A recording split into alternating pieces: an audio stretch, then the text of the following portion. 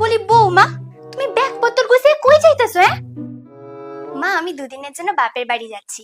আপনার ছেলের সাথে আমার কথা হয়ে গেছে।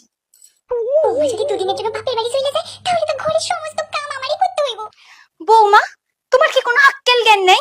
আজ না বৃহস্পতিবার, তুমি যদি আজ বাড়ি ছাইরা বাপের বাইরে যাও তাহলে বাড়িটা লক্ষ্মী ছাইরা হয়ে যাইবো না?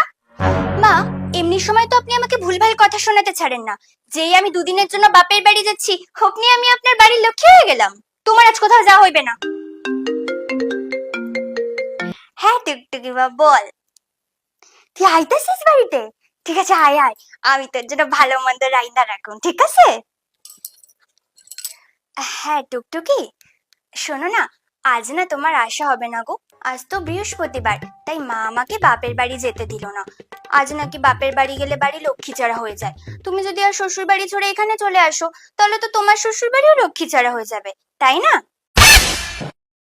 আজ তুমি এসো না। বৌমা, তোমার তো সাহস কম না? তুমি আমার মাইয়াটারে বাড়িতে আসতে বারণ করে দিলা।